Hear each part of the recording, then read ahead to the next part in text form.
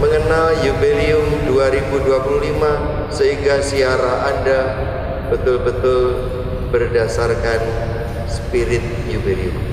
Dalam ziarah aku berserah.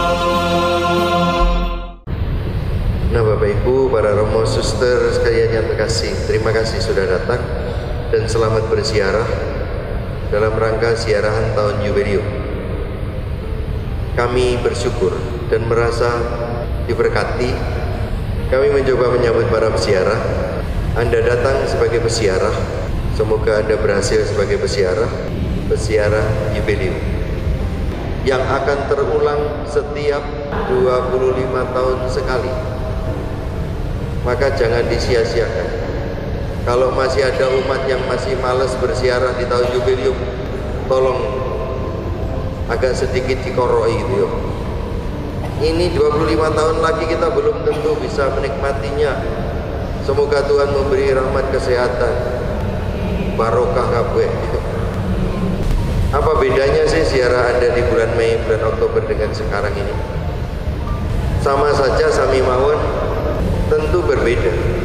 Apa yang diharapkan dari ziarahan jubileum yang berlangsung 1 tahun penuh ini? Dibuka tanggal 24 Desember 2024 dan ditutup tanggal 6 Januari 2025. Dan mari kita mencoba apa sih sebetulnya peziarah jubileum. Semoga Anda berhasil menjadi peziarah jubileum. Terima kasih dari Gresik yang sudah bergabung. Tadi ada kelompok yang baru datang dari Krian, ada yang dari Kenjeran, campur-campur.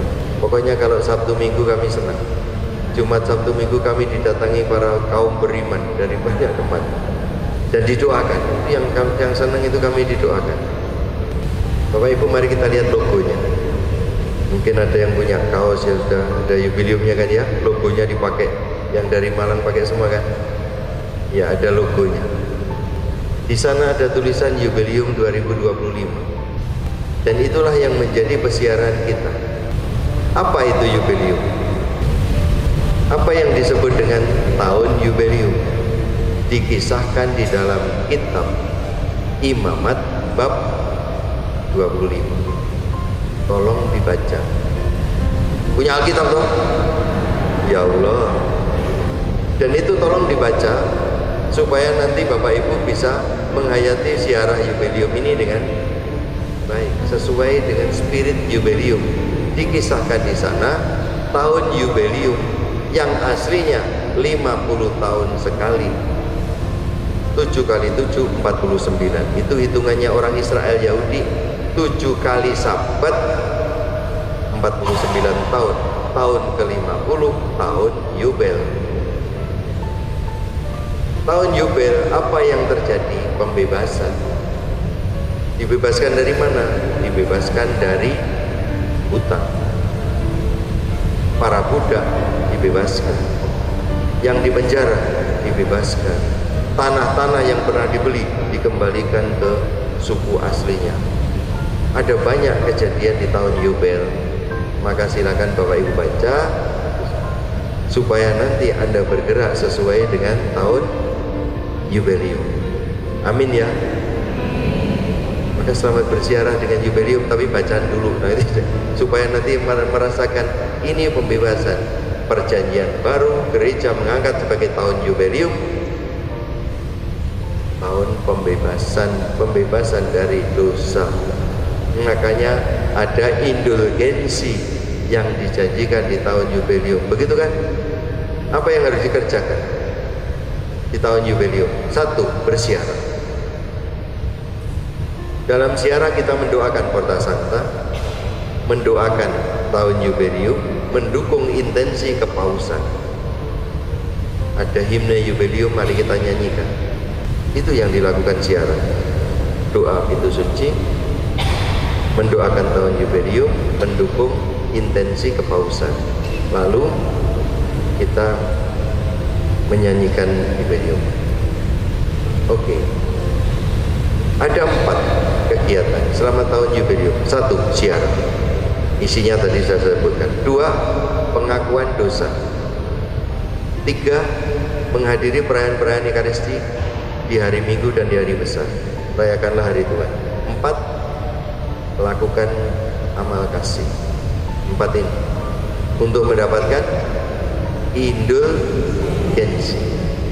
Dan itulah spiritnya Yubelium. Selamat bersiarah. Ada tulisan di bawah sana, Pesiarah Pengharapan. Di atasnya ada 4 orang yang saling berangkulan membentuk perahu.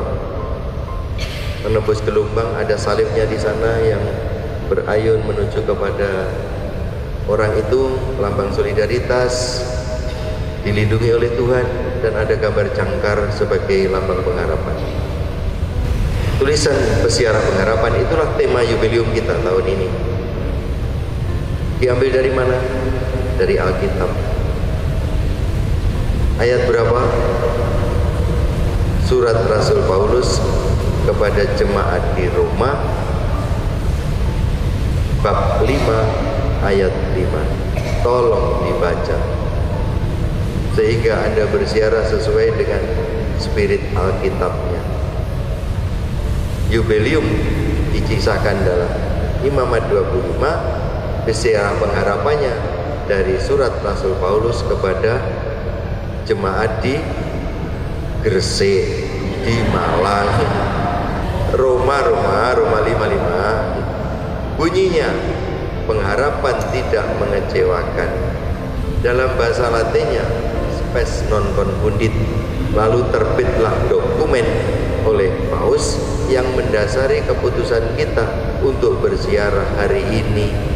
Ada dokumennya cukup tebal. Judulnya persis Roma 5:5, yaitu spes non confundit, bahasa Indonesianya pengharapan tidak mengecewakan. Untuk yang Keuskupan Surabaya yang mengikuti pendalaman iman di bulan Mei, pendalaman bulan Maria, kita diajak untuk mendalami Yubelium. Maka temanya Yubelium, tema indulgensi, pengakuan dosa, Maria Bunda Pengharapan. Saya ingin Bapak Ibu sekalian mendapatkan sebanyak mungkin berkat. Tema pengharapan semoga menyadarkan kita akan bahwa Tuhan sumber pengharapan. Pesan, jangan pernah putus asa, tetaplah berpengharapan dalam situasi apapun. Pesiarah Pengharapan dengan tema Roma 5:5, pengharapan tidak mengecewakan. Kita hendaknya diubah menjadi pengharapan bagi sesama. Saya dan Anda biasanya senang dengan mujizat, betul ya? Banyak orang ingin dapat mujizat, termasuk Anda semua. Coba angkat tangan, saya ingin dapat mujizat. Mujizat, senang? Ya, tidak apa-apa, semoga Anda dapat mujizat. Kalau diperlukan, kalau tidak diperlukan, tidak usah. Hanya orang buta perlu mujizat supaya melihat. Hanya orang sakit perlu mujizat supaya sembuh. Hanya orang yang lumpuh perlu mujizat supaya bisa berjalan. Hanya orang yang tuli perlu mujizat untuk bisa mendengar. Lah kalau Anda sudah tidak mengalami itu semua, masa perlu mujizat? Cek seragai. Itulah yang lebih besar dari mujizat. Namanya apa? Penyelenggaraan ilahi. Dan itu yang harus kita syukuri. Maka bukan berarti kalau kita dapat mujizat kita tidak punya sesuatu yang lebih besar. Kita punya. Aku sejak kecil kakiku sehat, dan itu perlu disyukuri. Jangan lupa, itu yang disebut dengan penyelenggaraan ilahi. Bapak Ibu, berkat dicurahkan sebanyak mungkin. Selama bersiarah, silakan minta berkat sebanyak-banyak. Tetapi persiaran Yubelium itu minta supaya kita tidak hanya diberkati. Mari kita lihat logo-logonya. Tadi kita ketemu dengan Luce and Friends. Ya, Luce and Friends ini menggambarkan isi dari dokumen tadi. Dokumen yang saya sebutkan tadi bersumber dari Roma bab 5 ayat 5. Dan itu yang membuat kita hari ini bergerak. Bapak Ibu tentu semuanya senang diberkati. Tetapi Yubelium meminta supaya kita bersedia menjadi berkat bagi orang lain. Siapkan diri Anda bisa menjadi berkat bagi orang lain.